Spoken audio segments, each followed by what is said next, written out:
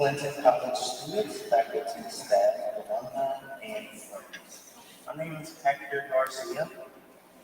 I am a junior from Rock Hill, South Carolina, and majoring in business administration. Welcome to the final installment of the Fall 2021 Clinton College Week in Form series. The purpose of our Week in Form series is to bring together our campus community each Wednesday from 11 a.m. to 12 noon for a dedicated time of inspiration, education, and fellowship. Beacon Forum exposes our Clinton family to a variety of thought leaders, change agents, creatives, and innovators who embody one or more of our core values: scholarships, servant leadership, social change, and spirituality. Beacon Forum gives us an opportunity to have a meaningful conversation with each other and professionals who are making a difference in our work.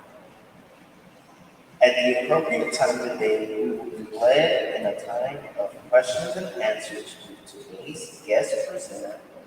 We hope you who are gathered here in Martin Gymnasium and those watching on Facebook and YouTube share our questions and reflections. We are delighted to have as our featured speaker today Reverend Christopher Yape Cox from Charlotte, North Carolina. On behalf of the entire Clinton College family, we thank you to our friends, the community, for spending part of your time today with us. Be sure to follow us on social media, on all platforms for updates on future events, new academic programs, course offerings, and other activities. We hope you will enjoy today the broadcast. Please join me in a moment of prayer. Heavenly Father, I thank you for this day and your many wonderful blessings. Please be with Reverend Thomas to help give him the wisdom and words to impact us in a way that will be beneficial to all. I pray for all the Clinton College family and anything that they may be going through right now. Amen. The Clinton College Choir, under the direction of Dr. Tony McNeil, will now share a Negro spiritual and freedom song entitled "Oh Freedom."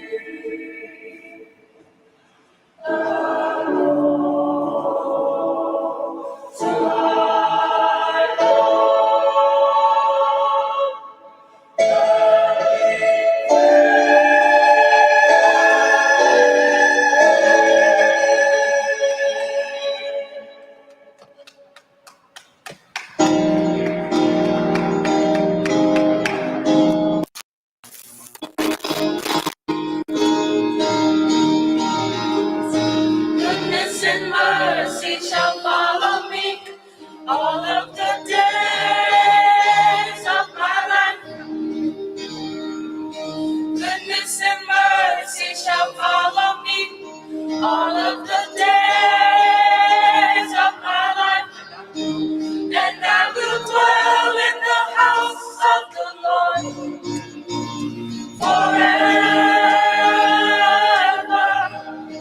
and I will dwell in the house of the Lord forever.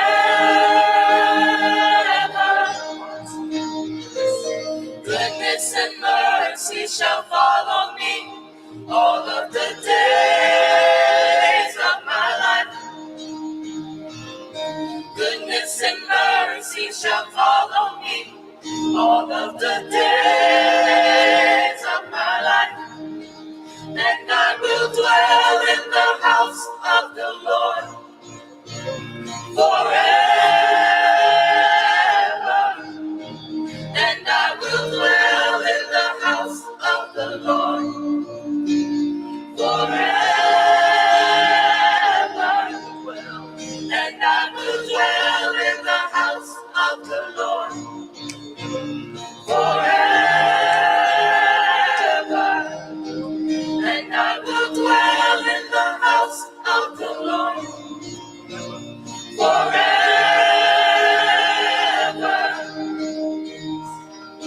Goodness and mercy follows me all of my days.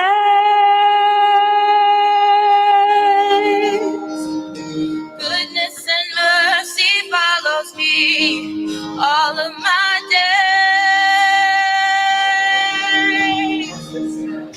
Goodness and mercy follows me all of my days.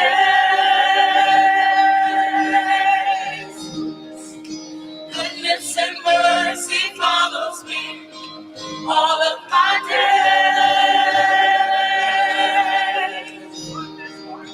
Goodness and mercy follows me all of my days.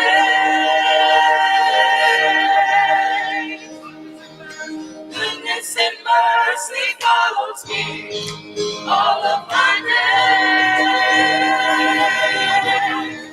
All of my days. All of my days.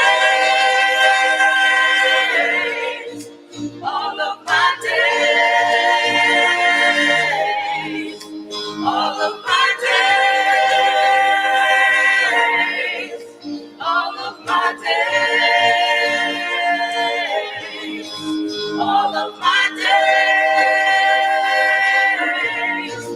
All of my days. All of my days. All of my days.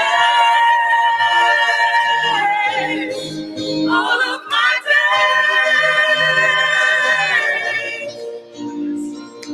Goodness and mercy follows me all of my days.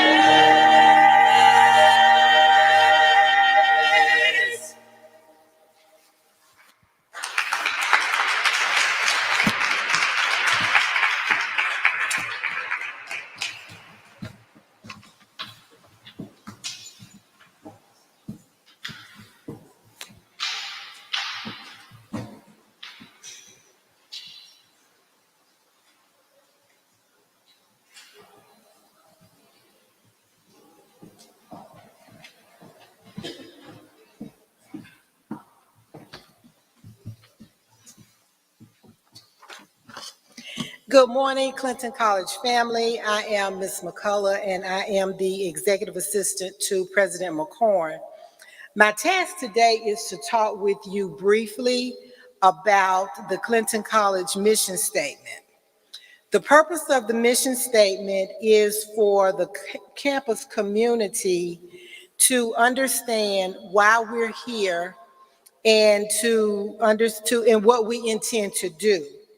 The mission statement reads, "The mission of Clinton College is to create a holistic environment that promotes lifetime participatory citizenship in a global society.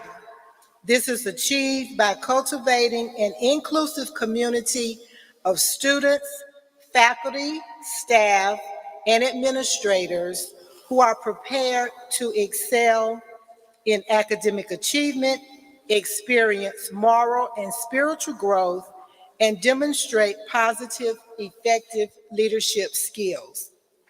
In the next few days, you will start to see the mission statement displayed around campus.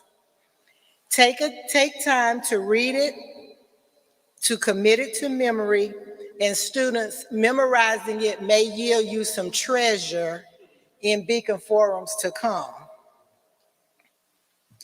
At some point during next semester, the officials from TRACS, which is our accrediting agency, will be visiting our campus. Accreditation has two fundamental purposes. One, to assure the quality of the college and our programs, and also to assist in the improvement of the institution or the programs.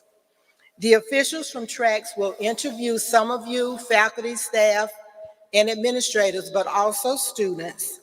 And they are going to be interested to know if you are familiar with the mission statement and if you know it. Ladies and gentlemen, this is very important. Please take this seriously, take time to review it, and stay tuned for more to come on the Clinton College mission statement. Thank you.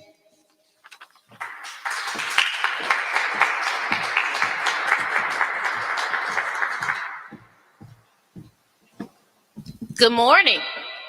Isn't it a great day to be a golden bear? I can't hear you. I bring you greetings from our president, Dr. Lester McCorn. He's with us virtually. My name is Dr. Tonice Randolph. I'm the Vice President of Academic Services, Academic Dean. And so I just want to leave with you all as students. We are approaching the end of the semester. So I want you to commit one thing to memory. Words are seeds. Think about what you want to plant in your life and how you want that to manifest. Even though we're at the end of the semester, you may not be doing as well as you would like, but it doesn't mean that it's the end of the road. Plant that seed that you want to finish the semester strong. And if you need anything, I'm available. Thank you.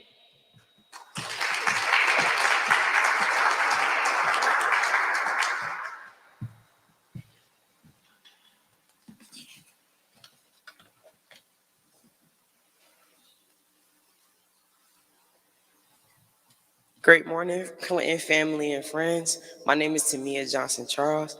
I currently serve as the women's basketball captain, and I am also majoring in business. I'm here to introduce you all to the loveliest Y.P. Thomas. Y.P. Thomas, born Christopher Nathaniel Thomas, was born and raised in Statesville, North Carolina. He is the son of Bishop Sam Thomas Jr. and Karen Thomas of Statesville Covenant Church. He graduated from Statesville in 2003 and continued his education at Winston-Salem State University, where he was a scholarship athlete and graduated in 2008 with a BA in Mass Communications. In 2007, Chris walked gracefully into his calling and entered the ministry of SCC. He now serves as youth pastor and minister of music and reaches young people with his real-life mentoring techniques. Affectionately known as Y.P. Thomas by his SCC family, his messages motivate and challenge the congregation to think, walk, and talk like a 21st century disciple. In 2017, Y.P. took a huge leap of faith and started a motivational speaking career. His mission is to help individuals recognize the power they possess to accomplish whatever they put their minds to, and to use that same power to help encourage others to do the very same. As the author of Go Be Great, 14 Principles to Increase Your Greatness, Y.P. uses these great principles to spread his gifts of motivation to the masses.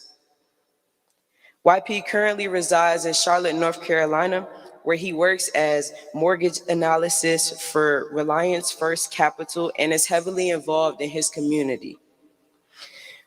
He currently has a motivational company called Y.P. Motivates, and he is also the father of 3 beautiful sons, CJ, Garrison, and Brennan Thomas. With a vision to increase the development of radical teaching and a mission to change the dynamic and the culture of the process of thinking for my generation and the next generation. YP Thomas has accepted the task of being called to be different, and he has also accepted the task of being called to go be great. Clinton family and friends, it is with great honor and pleasure to introduce you to the amazing Pastor YP Thomas.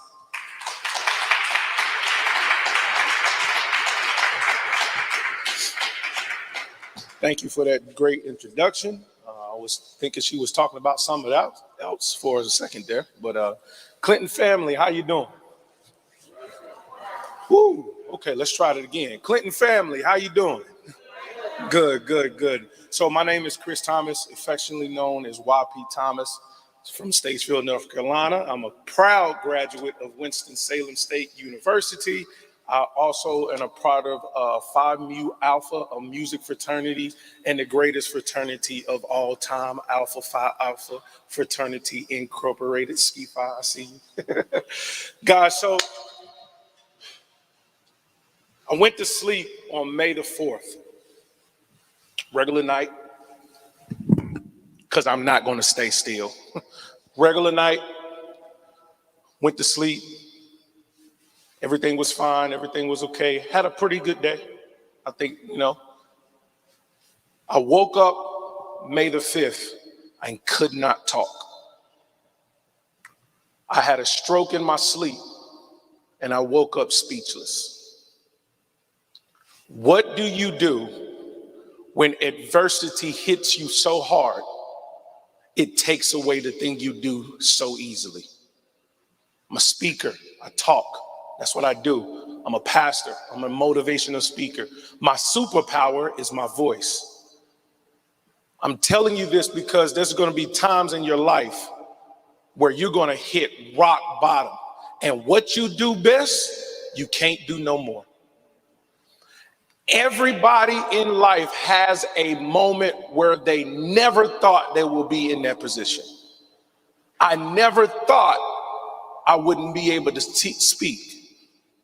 If you would have heard me in May to now the way I'm speaking, you can't tell me there's not a God. When I tell you I could not talk, I'm meaning I couldn't say my name. I couldn't say my kid's name. I couldn't say colors. I couldn't say you, they, me, my, I could not talk. What do you do when adversity hits you so hard you can't talk? What do you do when your superpower, the thing that you do best, is no longer a part of your life? I want to talk to you about adversity today. Because right now, guys, you're in college, having the time of your life. Some of you are out of your parents' homes. Some of you are still in mama and daddy house, but you got personal time and free time. You're 18, 19, 20 years old, thinking life is just good. But let me tell you something. Adversity is going to hit. I don't think you understand. Adversity is going to hit. There's going to be a part and a stretch in your life. You're going to ask God, what is going on? Guys, a never thought moment could knock you so far upside your head, you don't know when morning is morning and night is night. Let me tell you about a couple of never thoughts I have experienced in my life. I never thought from 6 years old, about 7 or 9 years old, until 10 years old, I'll be molested. What you don't know, this is the first time I've ever publicly spoke about it. I never thought at that age I would be molested, and the effects of it wouldn't come out until college. I never thought in 2021 I would have to deal with a separation and a divorce. Can I be real with y'all? Can we talk as family? I never thought I would be out of the same house of my 3 sons. I never thought I would lose my grandfather. That's the pillar of the Thomas family. That happened in February. I get separated. I have a newborn son. I get separated. I move out. going through divorce, my grandfather passes, and then I have a stroke.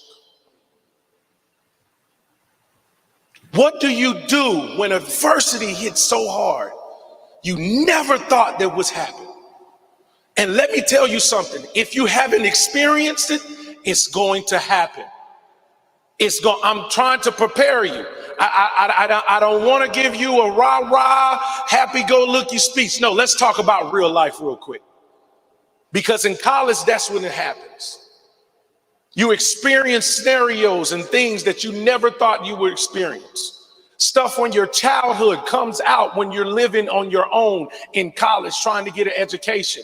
You start to meet new people. You start to experience new things, and adversity starts to hit. And if you're not strong enough, don't know how to handle it. I never thought I would be in the position I am right now.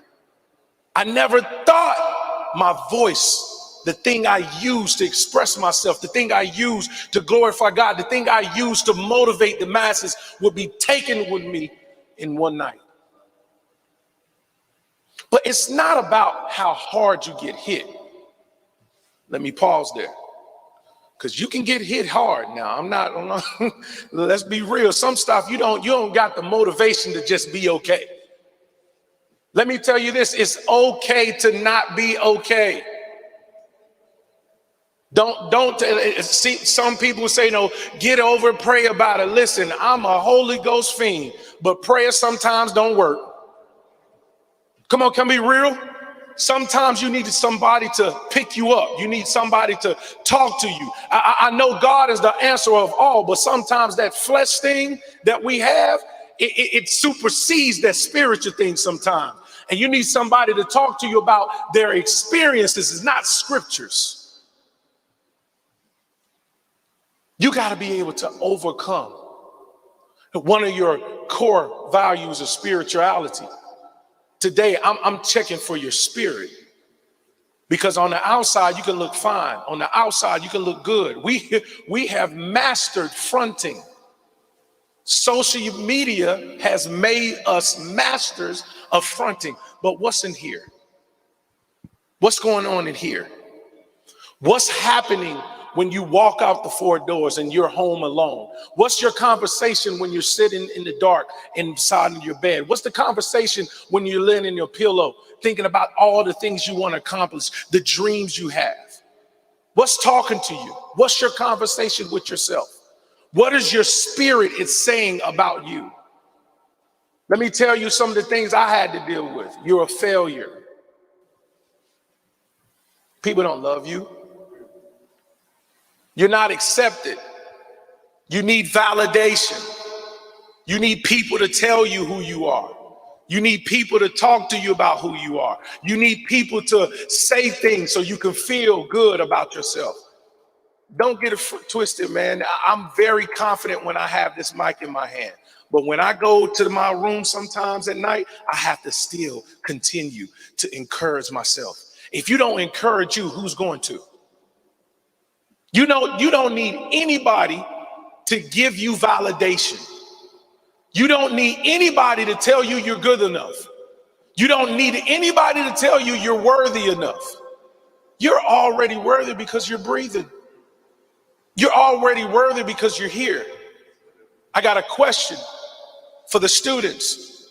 If you graduate, when you graduate, how many of you will be the first in your family to get a degree? I hate to tell you this, that degree is not for you.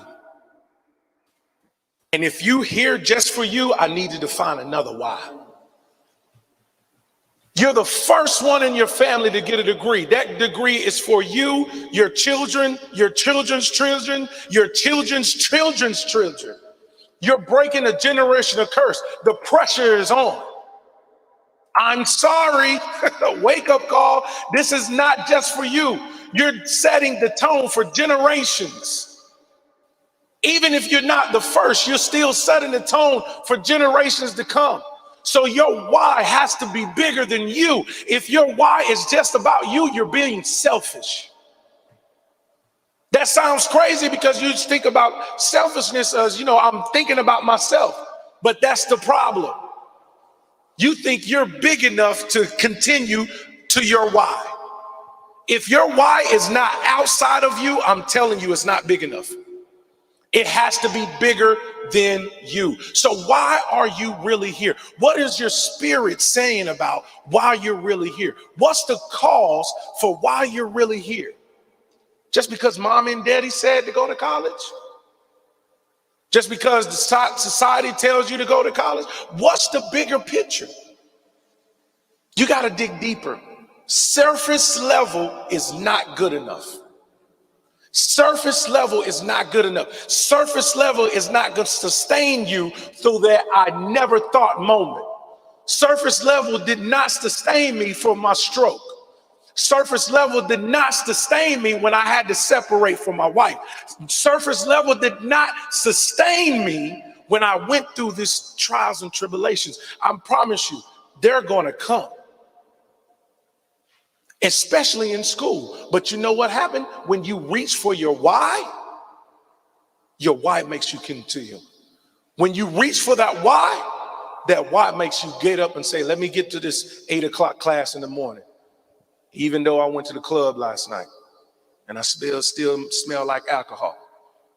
Okay, y'all don't want to be real. I'm going to be real because I did it, okay? I did it. Yes, I went to the club, got drunk, and still woke up and went to class. Why? Because they was paying for my education, and my mama and daddy can't find out I lost my scholarship. Anybody else been there? Anybody? Who's been on academic probation? Let's be real. See, I had an advantage, though. Y'all don't have this advantage. There's too much technology now. They had to mail my stuff to the crib, right? So I beat my parents home and got the letter. I got a witness right there. I beat my parents home, slipped the letter and ripped it up. I got another one. They never knew until like 10 years later. I was on my way out of Winston-Salem State University, okay? Because what happened? I'm a PK, preacher's kid, small town. You drop me off at this booming HBCU with no supervision and my own time management? Oh, no, that's a failure. That's a recipe for failure. Second semester, I went crazy. First semester, I had football to keep me in line. Second semester, I went crazy. I did what I want to do. I don't even know what my GPA was my second semester. I don't even know if they got a number for that. But I had to figure out my why. Watch this. Watch who you put around you. No, I know you cool. I know that's your boy. I know that's your girl. Y'all been knowing each other. You've been through a lot of stuff, but I don't care what you've been through. What are they saying to you? My two best friends, DJ Rollins, Louis Kilholland, they used to call us the triad. Because when you seen one, you seen the other two, not the other one. You seen all three of us together. I never forget. It was in like September. We're in the breezeway of Winston-Salem State. And they pulled me to the side. They say, hey, man, we got to talk. I'm like, man, we've been together all day. What are we talking for now? I said, man, you not representing the brand. Now, understand. My friend DJ still has one of the highest GPAs recorded at Winston-Salem State in the music department. My best friend Louis has one of the highest GPAs recorded in the computer science department in Winston-Salem State. I'm the non-academic one, right? But they say, hey, man, you're not representing the brand. You don't go to class. I don't see you studying. Your grades slipping, and you don't act like you don't care. If that's what you're going to do, we can't do this, man. Go your way. Now, I could have taken that as hate. They don't want to see me shine. Well, I could have took it whatever. But you know what I took it as? A wake-up call. And I got good people around me that don't want to see me blow an opportunity. What are your friends saying to you?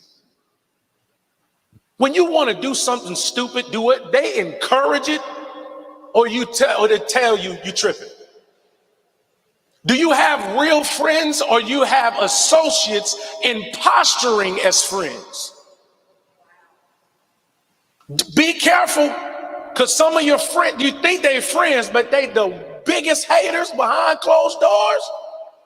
Talk about you behind your back. Let me tell you something. If your friend would talk about somebody else to you behind their back, you better believe they're talking about you. I don't want to paint a fake picture of life. You guys should be experiencing the greatest time of your life right now. But don't miss the important lessons to life in this time.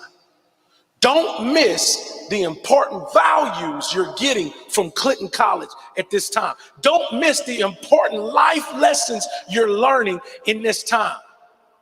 Because adversity is going to hit. It's going to hit you like a ton of bricks.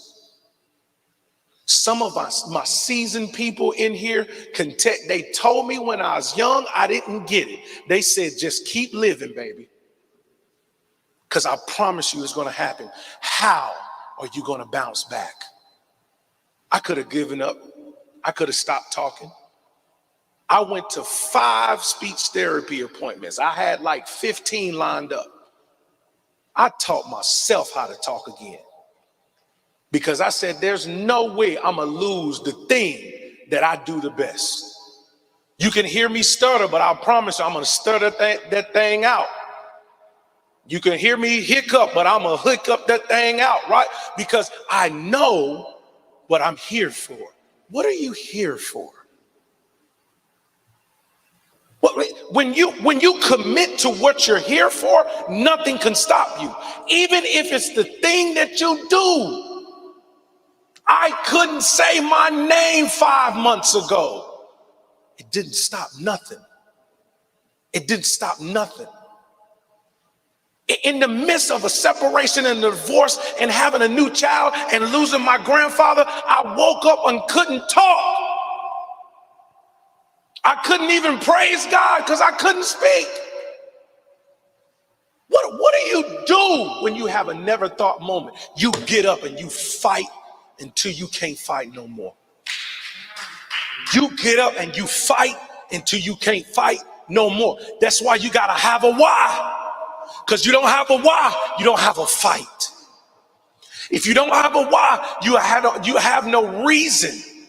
Why is like faith. Faith is the substance of things hoped for.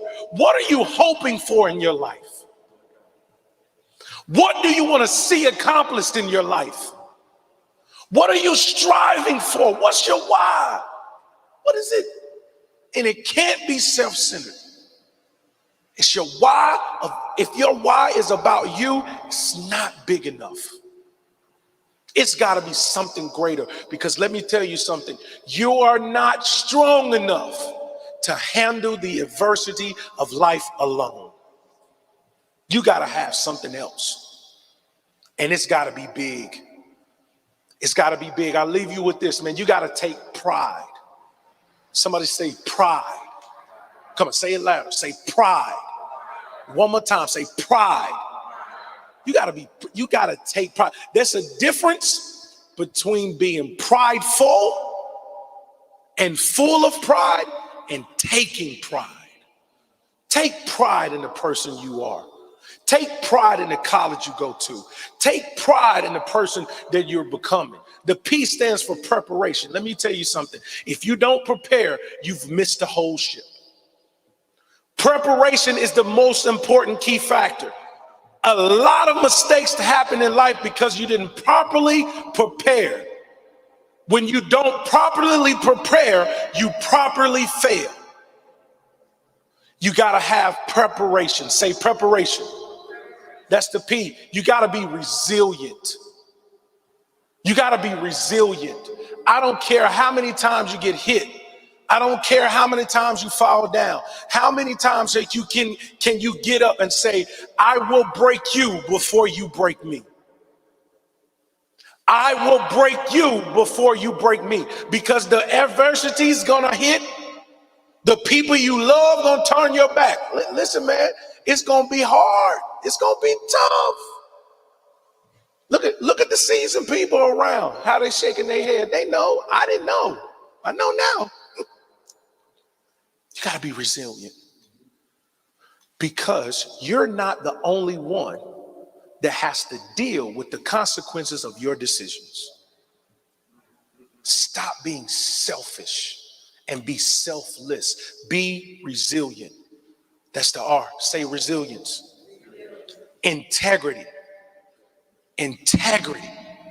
Integrity is what you do when nobody is watching you. Let me tell you this, your character will define what you're not. Your actions will define what you are.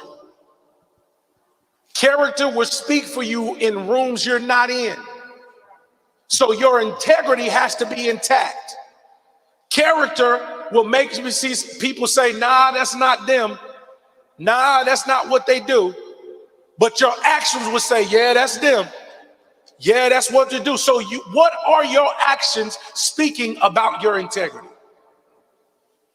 Not the actions in front of everybody looking. The actions when you're behind closed doors and nobody sees you. You got to have integrity. I don't care what you go through in life. Don't lose your integrity. Nobody, no person, no situation, no circumstance is worth you losing your integrity. Keep that intact all the time. You want people to be able to speak on your behalf when you're not in the room. You know why I'm here today? Dr. McNeil invited me. You know who told him about me? My career director in Winston-Salem State University. I wasn't even in the room when that conversation took place. That's the kind of integrity you want. Say integrity. Dedication, discipline, and determination. There's 3 D's.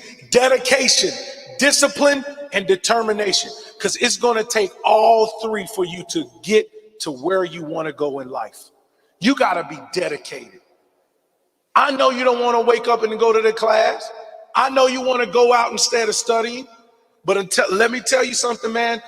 Your dedication, your discipline, and your determination will take you as far as you want to go.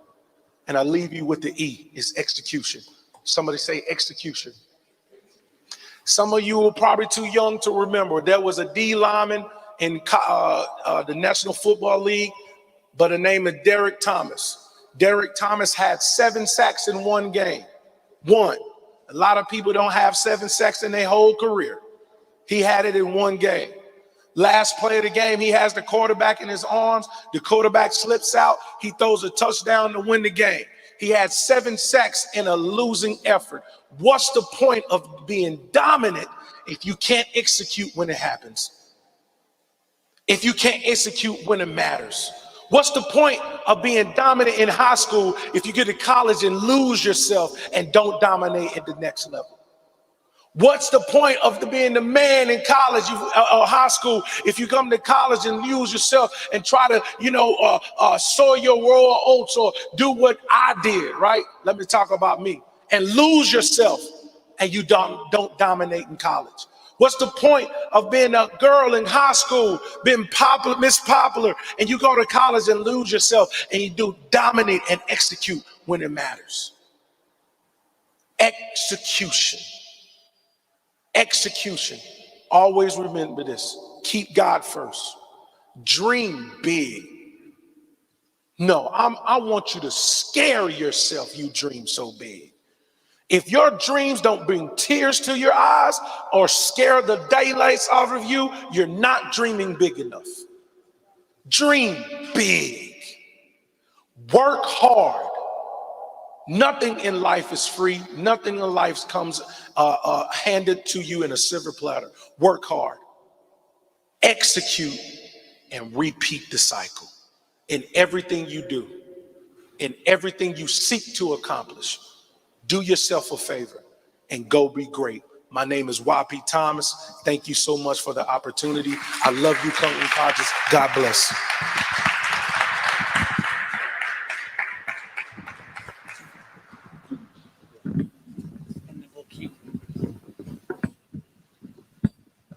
Let's give another warm Clinton Welcome and thank you to Pastor Thompson. And I'm going to give you this back. We're going to open it up now for questions from our students, faculty, staff that may be here present. And I'm not going to let y'all off the hook because it was way too much wisdom dropped today not to have a question or ask him to at least elaborate.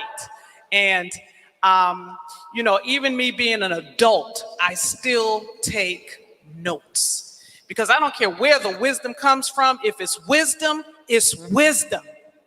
And when it's being given out, you take it because it can allow you to miss pitfalls and roadblocks and mountains that you weren't aware of. And so here you are. I always say when we have good speakers, they're giving you the answer to the test. They're giving you the answer to the test. How appropriate is that as we prepare for finals? Is someone comes up and says, this is how you navigate that challenge. This is how you get around, go over, or get under, or jump through specific hoops to make it work, right? So I'm not going to allow you to sit on your hands. I want you all to ask questions, even if it is to make a comment to reaffirm that you're doing the right thing right now, okay? So we already have our first student up, and I'm going to ask when you come up to the mic, if you would please give Pastor Thomas your name, where you're from, and your major so he can learn a little bit more about you as well, okay? And thank you so much again for your words. Yeah. Okay. Pastor Thomas, of course, you know, introduce myself. My name is Hector. My major is business administration. 3 questions that I wanted to ask you, if you could share with the student body. What are 3 things that you would have done differently when you were 18 that would have put you in a better place now? Do you think? Oh man, great question. 3 things. I could probably list 1,000. So I'm gonna go from the 3. 1, I wouldn't listen to what people said I was. That's both good and bad. Let me elaborate. Some people will speak negative things on you. You ain't nothing. You're gonna be like your daddy. You're gonna be like a mama. Blah, blah, blah, blah. Okay. But sometimes people can speak their expectations of you that doesn't match what you want to do. And you find yourself living for the approval of other people instead of the approval of God and yourself. So that's one thing. I would not listen to the certain things that people speak to me. I would also, man, there's so many things. I will believe in myself more. I grew up I'm a PK. My father was a pastor my whole life. I grew up in the church, right? So everybody, I had a spotlight. Any PKs in the building? Any? Oh, I got one. Oh, 2. Okay. So I was raised in the spotlight. Everything I had to do was I had to be monitored. So I learned how to live in the dark because I learned how to hide what I wanted to do because I couldn't do it because I was a PK. That created a habit that continued the rest of my life until I got older and figure out the root problem. So one thing I would do was not listen to people. The other thing I do would believe in myself, right? Because as a PK, everybody told me what to do. So I needed that validation of confirmation for me to go after what I didn't want to go for instead of just believing in myself. And the third thing, I would find a mentor really fast. Mentors help you navigate the roadblocks of life and the hurdles of life. They're gonna come. But if you have someone that can teach you and mold you how to navigate those, life gets a lot different. So that's the 3 things I would do. I would definitely not listen to what people say all the time.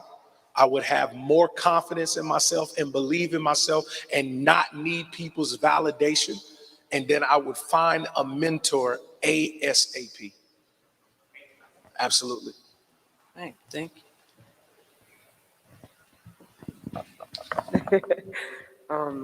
TJ here.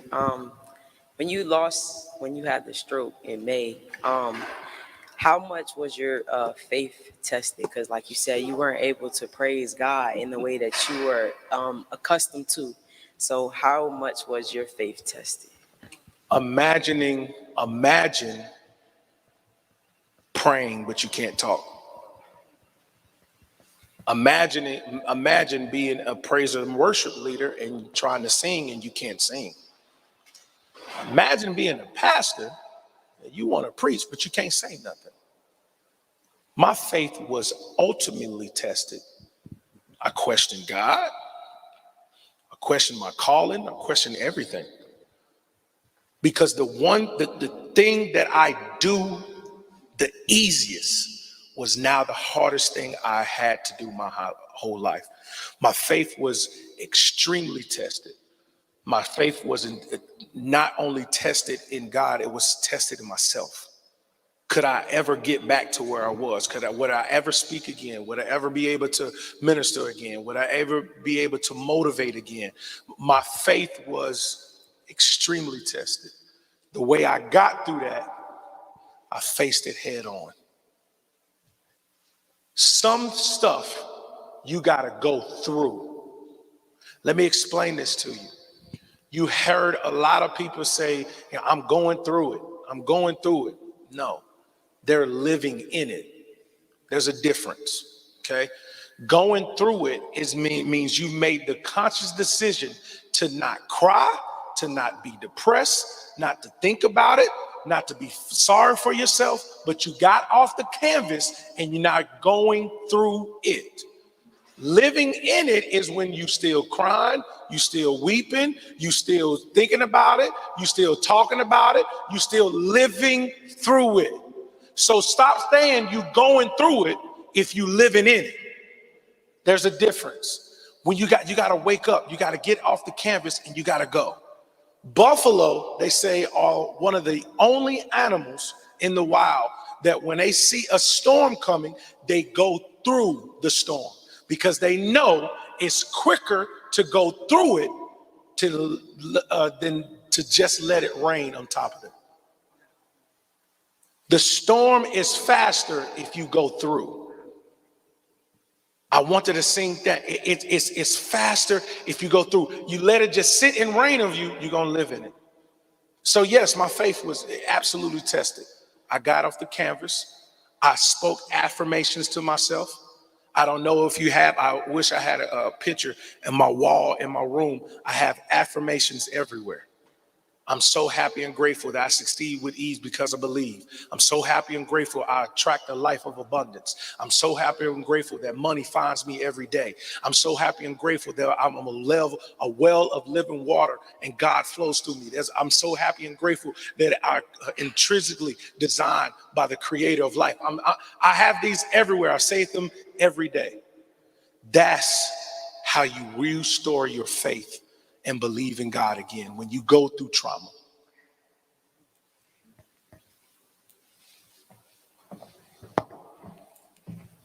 Thank you, Pastor Thomas. Thank you. And I will share with you that I'm a stroke survivor as well. Wow. So what my question is a little different. What have you done?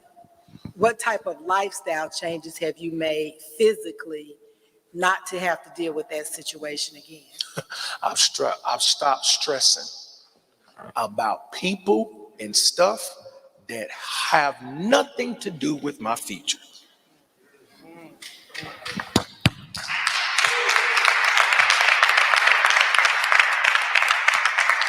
Now, I can preach on that alone right here. I can tell the doctor tune me up in A flat and we can ride on out of here. Stop stressing. Stress will kill you. I didn't think it was possible until I woke up and could not talk. Stop stressing about people circumstances and situations that have nothing to do with your future. If it don't make you better, stop stressing about it. Can I be real? Can I be real? Let me tell you something. Stop stressing about that girl. You ain't gonna marry her anyway.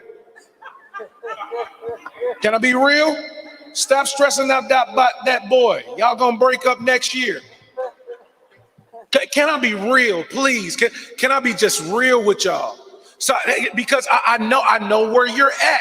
Most of your stress comes from relationships at this juncture in your life. He ain't gonna be here. She's not gonna be around. It's not gonna last. If it does, thank God. You got a beautiful story. But stop stressing about him. Do he go to class? What's his GPA? Is he worth me worrying about her? Is she gonna graduate? Can she mother my children? See, y'all don't think about that, and then you end up in situations and you try to say the devil is testing me. No, you did that. You testing you. That's your problem. Stress. I've stopped stressing. I stopped people pleasing. My stroke was not because of a medical condition. Now, they said it was. They said I have a hole in my heart and a blood clot got to my brain through the hole. But I've played football my whole life. I've had physicals my whole life. It was never detected. So I know it was spiritual more than it was physical. So I had to realize, okay, physically I'm fine. I'm doing something wrong spiritually that made this happen. Stop stressing, stop worrying, and stop putting people first and put you first. Be selfish. Sometimes in life you gotta be selfish, man. I didn't understand that because I thought selfish was such a bad word. But sometimes you gotta say, I can't be here for you because I gotta be here for me. That's what I did.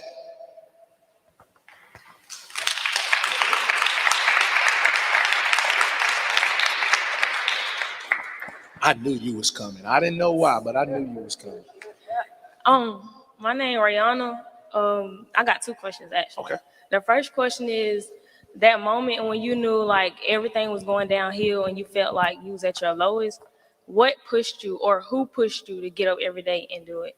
And then piggybacking off TJ with the faith situation, like, did you come to a time where you felt like you didn't have any faith anymore or you didn't want to keep going?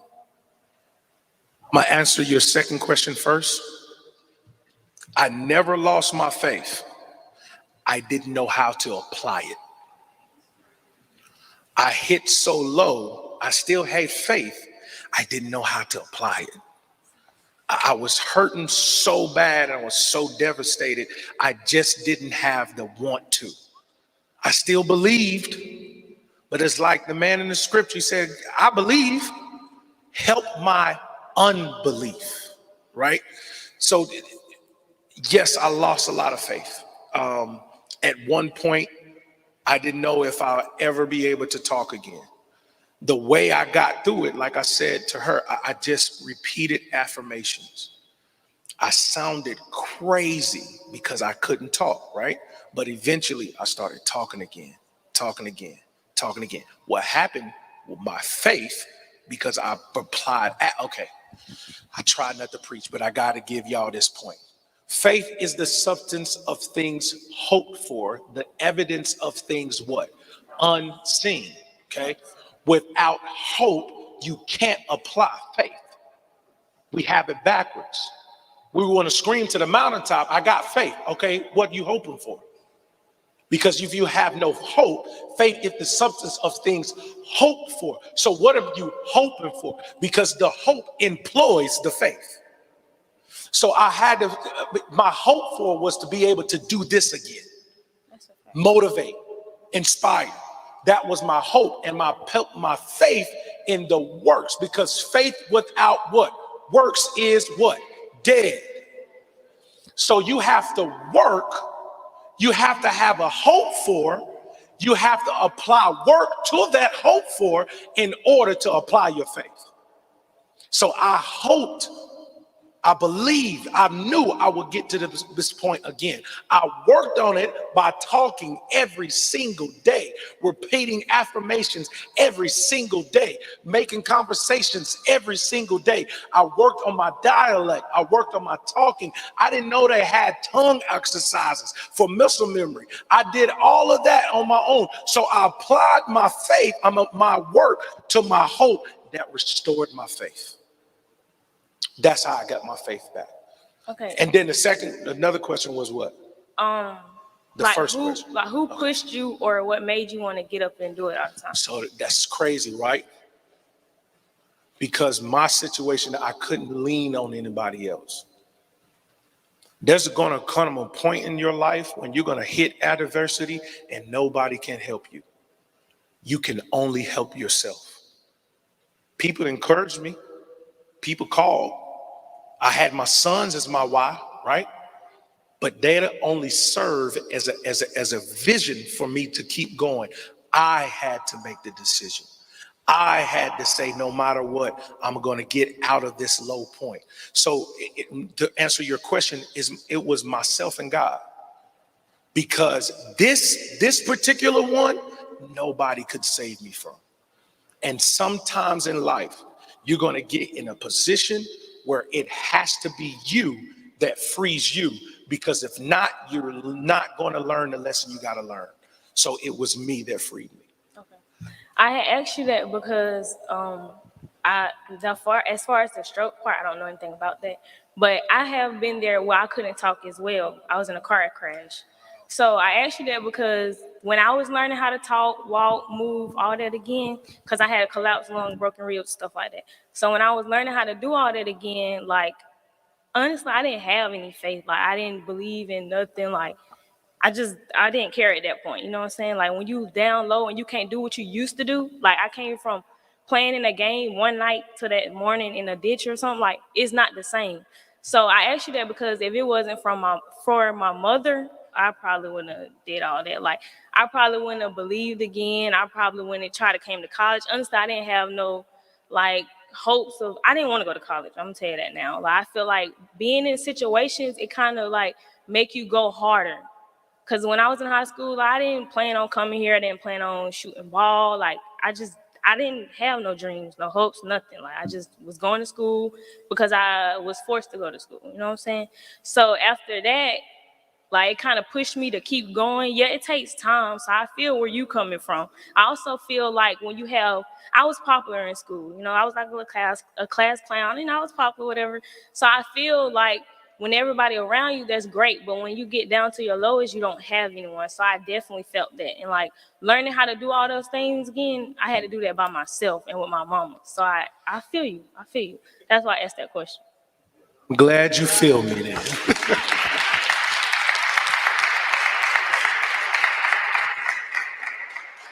Well, I do. I have one question, Okay. and hopefully you can drop that last nugget of wisdom Yes, ma'am. on us. But you talked about superpower. Mm-hmm. And if you could tell us, how can we find, if we have not done it yet, how do we find our superpower? So to me, superpower is the equivalent of your destiny and your purpose. And I always say, when your talent meets your passion, you find your purpose. And when you find your purpose, you find your superpower. Okay? My superpower is to inspire, encourage, and motivate. I know that's why I'm here, because I'm talented in it, because all my life, from kindergarten until I graduated college, it was the same story. Great student, great kid, very respectful, but he talks too much. So I decided to get paid for talking, right? So I developed this passion for motivation, not knowing I was doing it my whole life. So my talent to talk met my passion to inspire and motivate. I found my purpose and my superpower. So just remember that. When talent meets my passion, I get my purpose and my superpower, whatever that is. That could be sewing, that could be basketball, that could be whatever it is. But when your talent meets your passion, that's when you find your purpose and your superpower. Well, thank you so much. Let's give another round. Welcome to Pastor Thomas.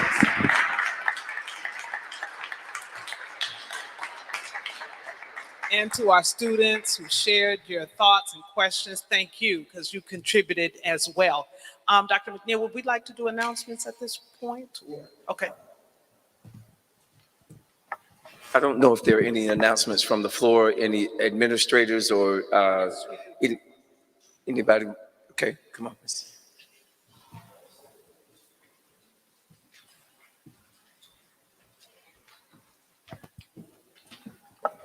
Okay. Good afternoon, everyone. I know y'all ready to go have some chicken. I am Ms. Boone, the project coordinator for TRIO and the data specialist for the Beacon Academic Success Center. And I have some exciting news. The Beacon Academic Success Center, we had a Name the Summer Bridge contest. And I just wanted to thank all the participants that sent us in a title for the Name the Summer Bridge program. And I wanted to announce the winner. The winner is Mr. Elijah Rogers.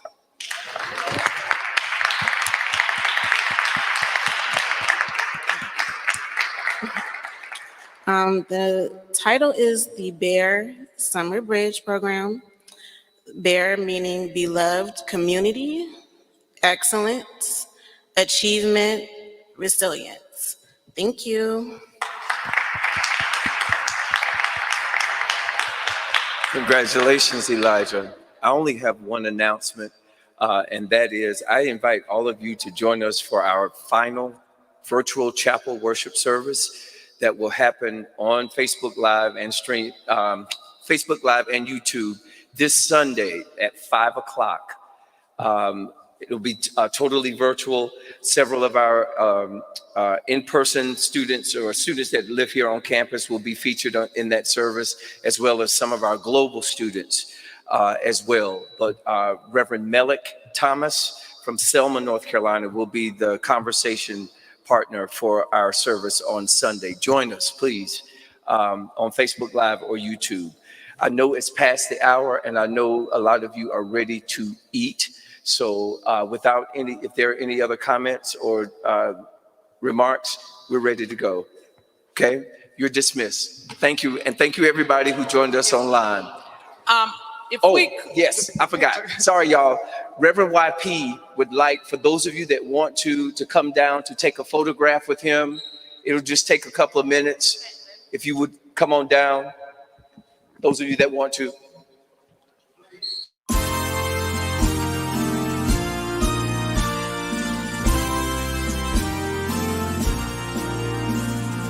Planted our dear